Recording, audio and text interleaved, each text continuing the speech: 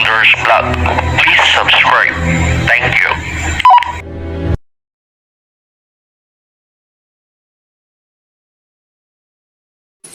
Hello mga ka-wonders, ang vlog natin ngayon ay patungkol sa kung paano gumawa ng macaroni chicharon. So yun yung gagawin natin ngayon. May mga nakita tayo sa YouTube na gumagawa ng ganito. Ang sarap tingnan, kaya ngayon susubukan natin kung matutunan natin gawin para sa makakapanood nito matuto rin kayo. At pwede rin itong maging negosyo mga ka-wonders. At kung nagagawa ito nila, posibleng magawa rin natin ito. Malay mo, baka ito na yung maging source of income natin or maging source of income mo. Kaya panoorin ito hanggang matapos ang vlog natin ito.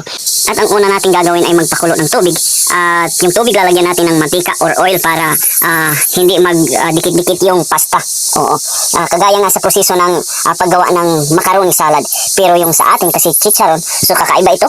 Kaya lalagyan natin ng asin para magkaroon ng lasa at iba pang seasoning para pandagdag sa lasa. Kaya yun yung gagawin natin. So kung gusto mong matuto, panoorin mo ito hanggang matapos ang vlog natin ito mga ka-wonders. Sana nga maging successful yung paggagawa natin. Makuha natin yung wastong texture ng chicharon na para maging masarap siya. May 400 grams tayong gagawin na macaroni. Medyo marami-rami na rin to. Okay na rin to siguro. At sana maging tuyo na ito o maging ready na ito hanggang sa linggo. Kasi parang may magiging bisita tayo dito sa farm natin. So kaya ginawa natin ito at ito yung ipapa-snack natin. So parang ready na yung apoy natin. Kaya ito na, iluto na natin o magpakulo na tayo ng tubig para lutuin na natin to.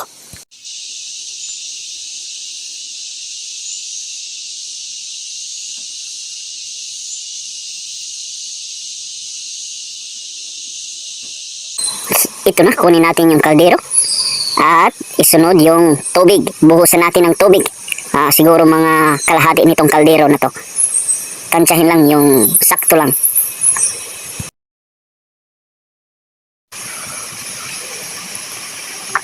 Okay, sakto na. At isunod yung asin or salt. So buhusan ng asin. Yung sakto lang sa panlasa mo. So, yun.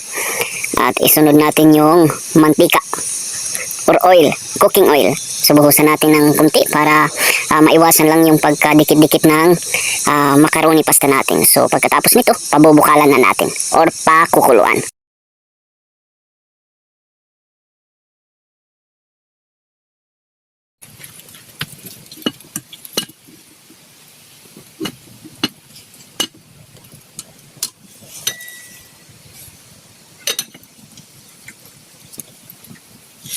Pakuluin natin ito at saka na natin ibubuhos yung macaroni na pasta. So yun, yung mga papi natin baka maluto.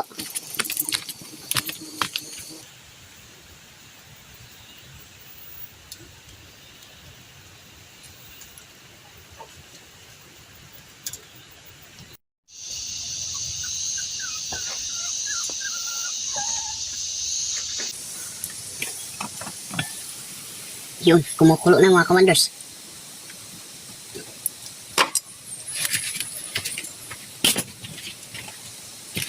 Ibuhos na natin to.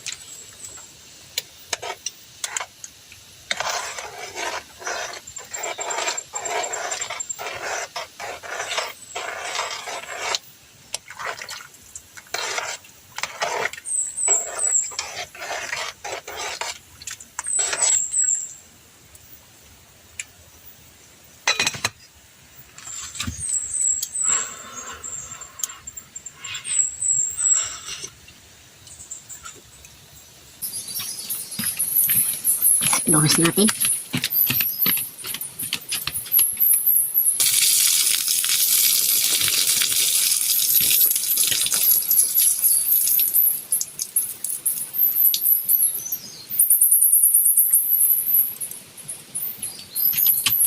Patuyuan natin.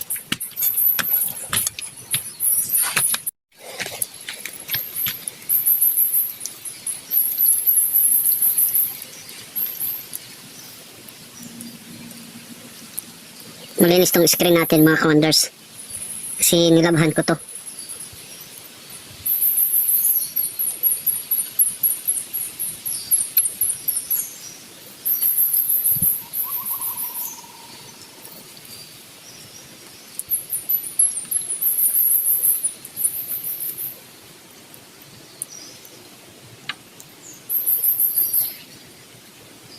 Patuyuin natin hanggang sa tumigas siya.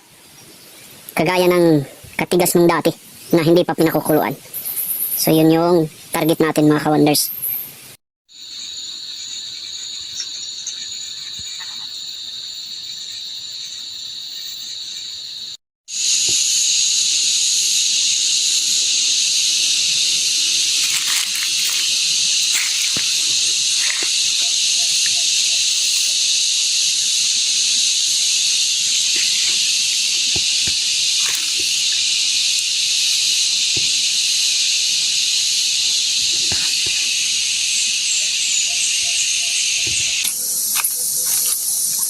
Na, tuyo na to mga ka-wonders. So, pwede na itong i-prito. Isalin natin dito sa bote para maitago na ito. At kahit anong araw ay pwede na natin itong lutuin. So, ganoon mga ka-wonders. Sana maging successful yung paggawa natin ng macaroni chicharon. Kaya huwag kang kukurap hanggang matapos itong vlog na ito. Isang bote na mga ka-wonders. At pangalawang bote na mga ka-wonders. At may nasa plastic pa mga ka-wonders. So marami-rami yung nagawa natin ano. So maraming magagawa tayong chicharon, macaroni chicharon mga ka-wonders. So ito na.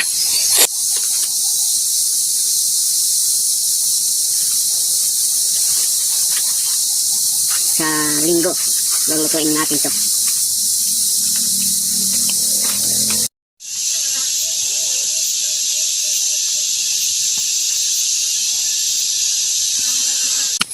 Ito yung naging bisita natin nung linggo mga ka-wonders.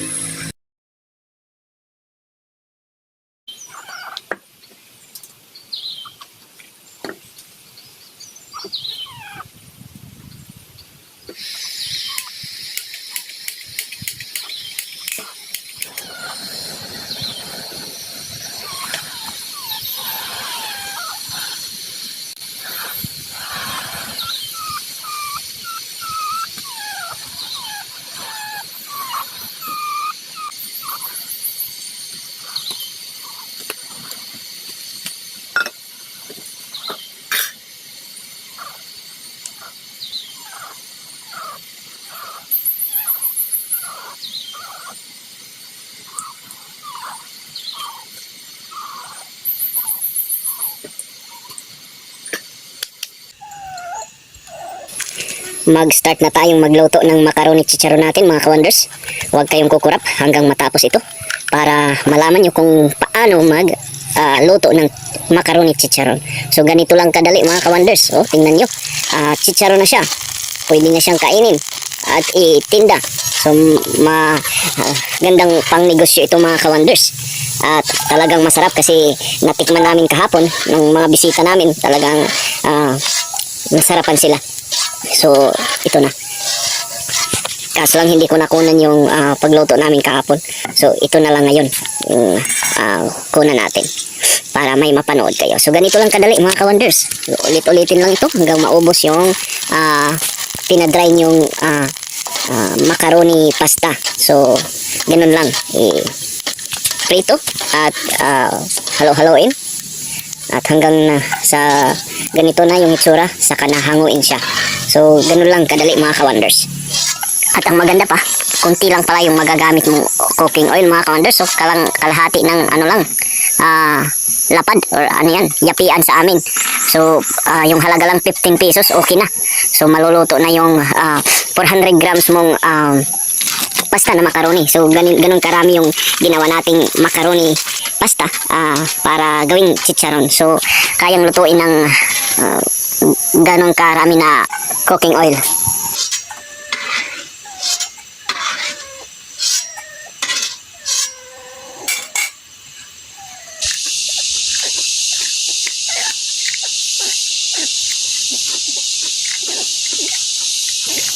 Sarap talaga mga ka-wonders. Nakita nyo na, ang dali lang gawin, macaroni chicharon. So, may balak tayong gawin itong business. Parang madali lang at may may ganansya.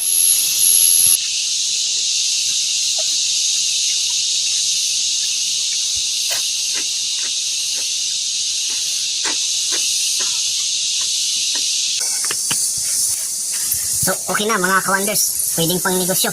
So, sa puno na isang ganito na ready to fry na macaroni chicharon, nakagawa tayo ng 1, 2, 3, 4, 5, 6, 7. So 7 natag 5. So bali 35 yun. So kung sa kada isa makagawa tayo ng 35. So bali dalawa to, di ba? Dalawa. Kaso yung isa naubos na. Kasi yung kagahapon may mga bisita tayo at niluto natin yung isa.